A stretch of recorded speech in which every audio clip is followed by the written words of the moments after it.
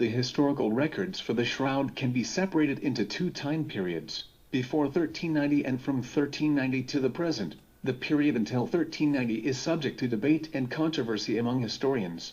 Author Ian Wilson has proposed that the shroud was the image of Edessa, but scholars such as Avril Cameron have stated that the history of the image of Edessa represents very murky territory, cannot be traced back as a miraculous image, and it may not have even been a cloth. Prior to the 14th century there are some congruent references such as the Bray Codex. It is often mentioned that the first certain historical record dates from 1353 or 1357. However, the presence of the Turin shroud in Liry, France, is only undoubtedly attested in 1390 when Bishop Pierre d'Arcus wrote a memorandum to Antipope Clement VII, stating that the shroud was a forgery and that the artist had confessed. The history from the 15th century to the present is well understood. In 1453 Margaret de Charny deeded the shroud to the House of Savoy. In 1578 the shroud was transferred in Turin. As of the 17th century the shroud has been displayed, for example, in the chapel built for that purpose by Garino Garini, and in the 19th century it was first photographed during a public exhibition. There are no definite historical records concerning the shroud prior to the 14th century, although there are numerous reports of Jesus' burial shroud, or an image of his head, of unknown origin, being venerated in various locations before the 14th century. There is no historical evidence that these refer to the shroud currently at Turin Cathedral. A burial cloth, which some historians maintain was the shroud, was owned by the Byzantine emperors but disappeared during the sack of Constantinople in 1204.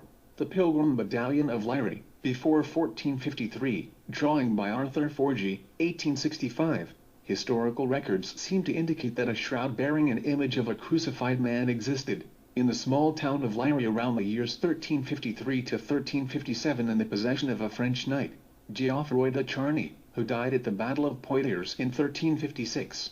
However, the correspondence of the shroud with the shroud in Turin, and its very origin has been debated by scholars and lay authors, with claims of forgery attributed to artists born a century apart. Some contend that the Liry shroud was the work of a confessed forger and murderer or forged by Leonardo da Vinci. The history of the shroud from the 15th century is well recorded.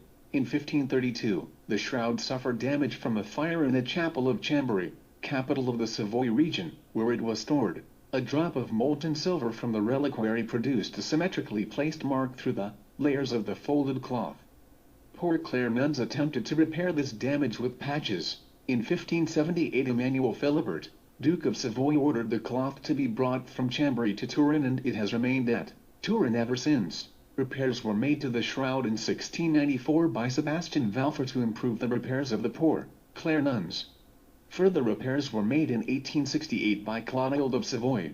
The shroud remained the property of the House of Savoy until 1983, when it was given to the Holy See, the rule of the House of Savoy having ended in 1946. A fire, possibly caused by arson, threatened the shroud on April 11, 1997. In 2002, the Holy See had the shroud restored. The cloth backing and 30 patches were removed, making it possible to photograph and scan the reverse side of the cloth, which had been hidden from view. A ghostly part image of the body was found on the back of the shroud in 2004. The most recent public exhibition of the shroud was in 2010. According to the art historian Nicholas Allen, the image on the shroud was formed by a photographic technique in the 13th century. Allen maintains that techniques already available before the 14th century, e.g., as described in the Book of Optics, which was at just that time translated from Arabic to Latin, were sufficient to produce primitive photographs, and that people familiar with these techniques would have been able to produce an image as found on the shroud. To demonstrate this, he successfully produced photographic images similar to the shroud using only techniques and materials available at the time the shroud was made. He described his results in his PhD thesis, in papers published in several science journals, and in a book. Len Picknett has written a book proposing that Leonardo da Vinci had faked the shroud. Picknett and Larissa Tracy appeared on a Channel 5 UK TV program that claimed the shroud to be the oldest known surviving photograph. The program claimed that da Vinci used a real corpse, obtained an old-looking piece of linen, treated it with photosensitive chemicals, and then exposed it in an early form of camera obscura to obtain the image. However, John Jackson, director of the Turin Shroud Center of Colorado, dismissed these hypotheses. Jackson et al. Have argued that a double photographic exposure, needed in that case, should have considered the distances, and in this case there would be areas of photographic superimposition with different lights and shades. The distances on shroud instead correspond to the body position. Scientists Emily Craig and Randall Brissy have attempted to recreate the likenesses of the shroud through the dust transfer technique, which could have been done by medieval arts. They first did a carbon dust drawing of a Jesus-like face, using collagen dust, on a newsprint, made from wood pulp, which is similar to 13th and 14th century paper. They next placed the drawing on a table and covered it with a piece of linen. They then pressed the linen against the newsprint by firmly rubbing with the flat side of a wooden spoon. By doing this they managed to create a reddish-brown image with a lifelike positive likeness of a person, a three-dimensional image and no sign of brush strokes. Another hypothesis suggests that the shroud may have been formed using a bas-relief sculpture. Researcher Jacques D. Costanzo, noting that the shroud image seems to have a three-dimensional quality, suggested that perhaps the image was formed using an actual three-dimensional object, such as a sculpture, while wrapping a cloth around a life-sized statue would result in a distorted image. Placing a cloth over a bas-relief would result in an image like the one seen on the shroud. To demonstrate the plausibility of this hypothesis, Costanzo constructed a bas-relief of a Jesus-like face and draped wet linen over the bas-relief. After the linen dried, he dabbed it with a mixture of ferric oxide and gelatine. The result was an image similar to that of the shroud. The imprinted image turned out to be wash-resistant, impervious to temperatures of 250 degrees Celsius, 482 degrees Fahrenheit, and was undamaged by exposure to a range of harsh chemicals, including bisulfite, which, without the help of the gelatine, would normally have degraded ferric oxide to the compound ferrous oxide. Similar results have been obtained by former stage magician and author Joe Nickel. Instead of painting, the bas-relief could also be heated and used to burn an image into the cloth. According to Fenty and Maroney, after comparing the histograms of 256 different gray levels, it was found that the image obtained with a bas-relief has gray values included between 60 and 256 levels, but it is much contrasted with white areas of white saturation, levels included between 245 and 256, and lacks of intermediate gray levels, levels included between 160 and 200. The face image on the shroud instead has gray tonalities that vary in the same values field, between 60 and 256. But the white saturation is much less marked and the histogram is practically flat in correspondence. Of the intermediate gray levels, levels included between 160 and 200. The Maillard reaction is a form of non-enzymatic browning involving an amino acid and a reducing sugar. The cellulose fibers of the shroud are coated with a thin carbohydrate layer of starch fractions, various sugars, and other impurities. In a paper entitled The Shroud of Turin, an amine-carbonyl reaction may explain the image formation. Raymond Rogers and Anna Arnoldi propose that amines from a recently deceased human body may have undergone Maillard reactions with this carbohydrate layer within a reasonable period of time, before liquid decomposition products stained or damaged the cloth.